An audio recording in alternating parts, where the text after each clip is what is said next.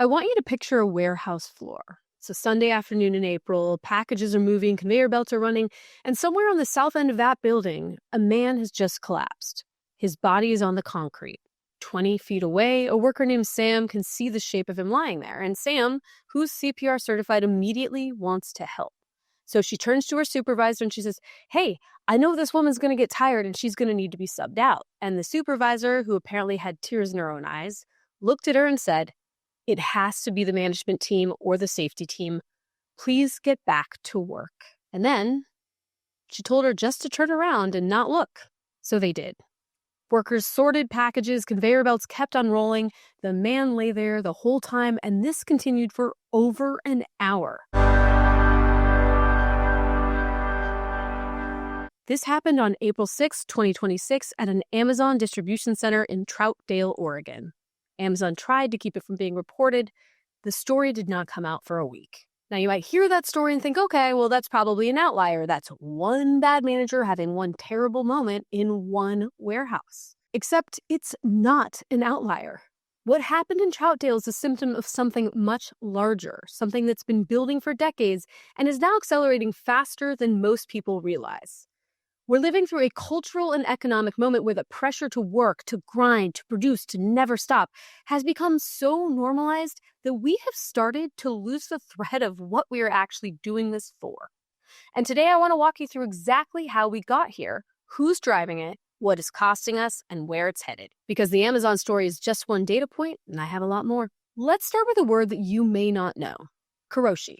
It's a Japanese word, and it translates literally to death from overwork. Japan recognized it as an official cause of death in the 1980s, after the country's post-war economic boom produced an entire generation of workers who were simply working themselves into the ground. Today, the Japanese government estimates that approximately 10,000 people die from Karoshi every single year. That's not historical, that is the current annual rate. Heart attacks, strokes, and suicide brought on by extreme work stress and chronic sleep deprivation. 10,000 people every year in one country. Now let's have a look at what's happening here. Pratik Pandey was 35 years old. He was a software engineer at Microsoft in Mountain View, California. He was described by everyone who knew him as a positive, jubilant person. He played soccer, ping pong, and cricket. And on August 20th, 2025, he was found face down on the floor at Microsoft's office at 2 a.m. His family said he'd been juggling multiple projects simultaneously, and he was under immense stress.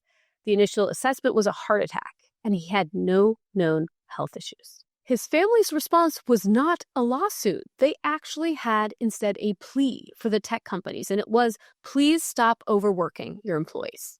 Leo Lucanus III was also 35 years old. He was a former Army Special Forces soldier, a Green Beret, who had transitioned into investment banking at Bank of America. And in May of 2024, he died of a blood clot in the arteries of his heart. The coroner did not establish a direct link to his workload, but his death ignited conversations across Wall Street about those 100-plus hour work weeks and what junior bankers described as a rite of passage, as though surviving the conditions was actually the point. And some of his colleagues began organizing a strike. And then there's Chelsea Walsh. Chelsea worked at a logistics company in Ohio called Total Quality Logistics. In February of 2021, she was pregnant and classified as high risk. Her doctors told her to stay on modified bed rest and, if at all possible, work from home. So she asked.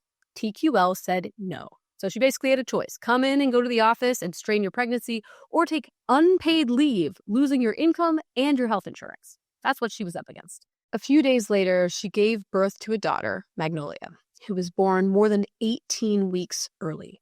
Magnolia had shown signs of life. She had a heartbeat, she had some movement, and then about 90 minutes after birth, she was gone. In March of 2026, an Ohio jury ordered TQL to pay her $22.5 million, and her attorney had said simply that TQL's denial of a reasonable request had directly led to the death of her daughter. If this video is hitting the mark for you, please share with someone who needs to hear it and hit subscribe. And here's one more. During a recording of this show, a mortician in the audience shared something that has stuck with me, which is that at their funeral home, they processed between 10 and 20 people a year who died at work. And the worst case that she mentioned was a person who had worked in corporate America, a man who had overworked himself to death and was not found for 3 days. 3 days.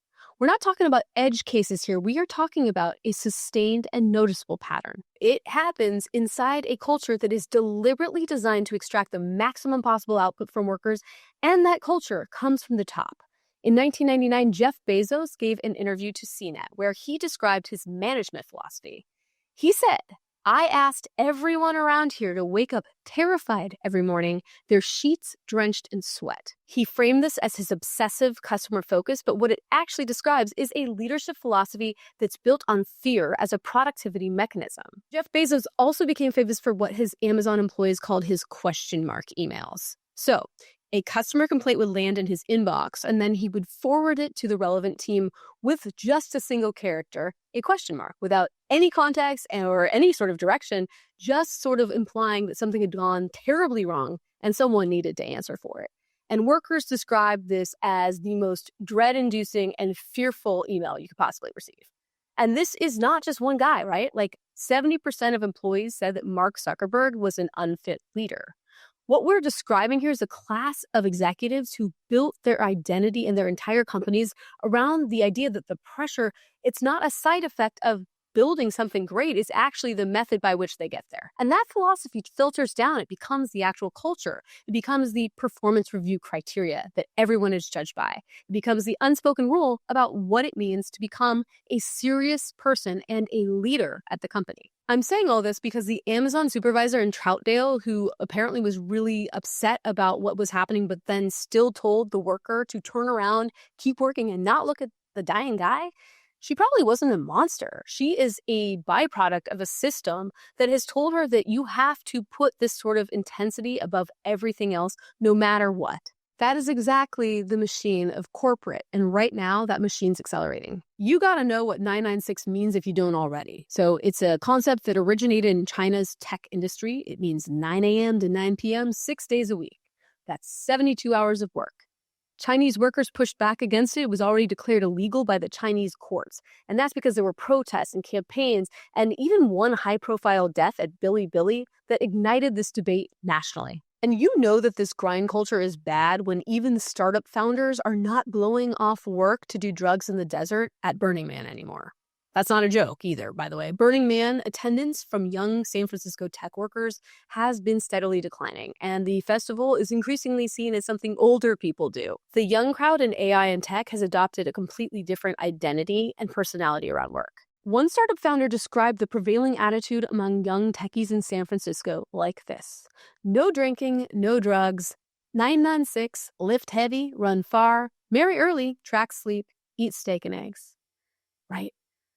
The San Francisco Standard published a piece in 2025 calling San Francisco the ultimate 996 city. This described a great lock-in where the norm is grinding 12 hours a day, 6 days a week, and making sure that everyone around you knows you're doing it. Corporate card spending data has shown a wild spike in food and beverage charges on Saturdays from noon to midnight exclusively in Silicon Valley. So people were not going home. They were actually sitting there eating at their desks, and then they were all labeling it culture. So you also see this culture in the job listings. So one posting at a company called Rilla called for engineers to work 70 plus hours a week and described that as doing the work of your life. That framing is completely intentional. They're thinking of it as not a job, but a calling. And you don't really have boundaries with a calling, do you? Companies actually started offering live-in arrangements. So think mansions where you could work and sleep and eat and do everything alongside your colleagues. They're telling you that that's a perk. And I want to unpack that part, right? Because anybody who has a family, anyone with kids, anyone who has a sick parent who's got a partner, frankly, or has any caregiving responsibility at all, they can't say yes to that. That's by design, right? These companies are sorting by design for a workforce that is young and unattached without roots so that they can be exploited. One venture capitalist from Menlo Ventures said it plainly: the grindcore schedule alienates older job candidates, people with kids, and stifles creative ideas that bloom during downtime. If you are over 40 in tech, good luck. When I was young, my generation was out there. We were in the clubs, we had a social life, we were not performing productivity as our entire personality. And it seems like something has fundamentally changed between millennials and some of these Gen Z people in the San Francisco area. We have to ask ourselves, honestly, what's going on and why? Because there is a reason this is happening now. It is not random at all. This is really due to a very specific fear underneath all of this. And it's something that someone articulated really bluntly on X in 2025. The post read, "You have at least another 1 to 2 years before you are locked into permanent underclass. Do not panic. That is not motivational content. That is a threat." What is underneath that fear is the arrival of generative AI at scale and the growing belief among a certain class of tech worker that there is a small window to make it. And you got to get in early enough. You got to accumulate enough, and it's all closing really fast. Right now, there's an all-out arms race to become the dominant force in AI before that bubble pops or the technology becomes completely commoditized.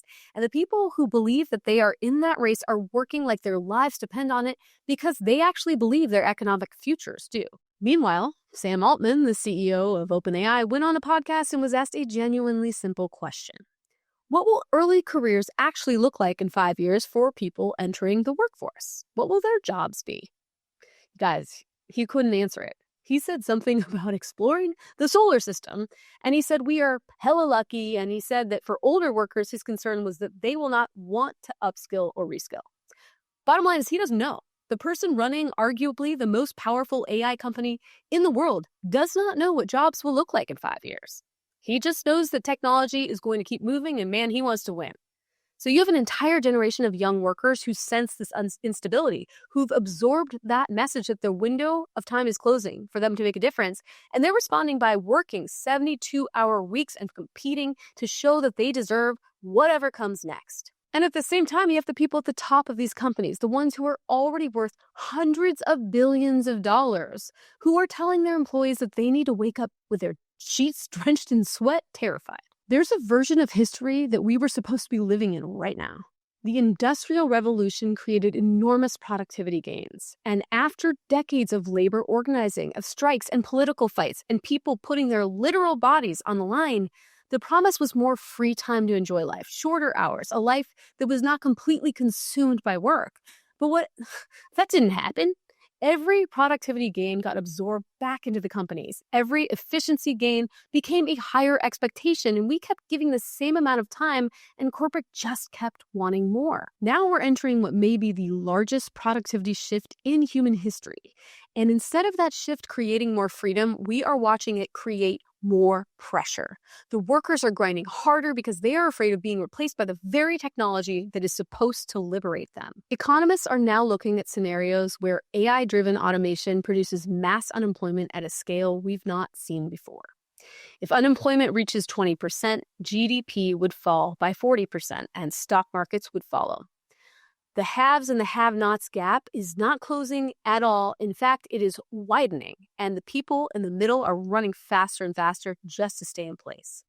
We're also building things that raise real questions about what we actually want. Studios are already developing AI-generated actors that are realistic enough to put in films as a way to reduce costs. The creative workers who built those studios, who gave that industry its value, are actually being actively cut. And we're making and doing all of this in order to make a small group of people extraordinarily wealthy. We're actively hurling ourselves toward an outcome that most of us had no vote in service of an economy that may or may not have a place for most of us when we get there. So here's the question I want you to sit with. What world are we building? And is it a world that we would have chosen if anyone had bothered to ask us? Because nobody asked. The machine just kept on moving faster and faster, and most of us are still trying to keep up.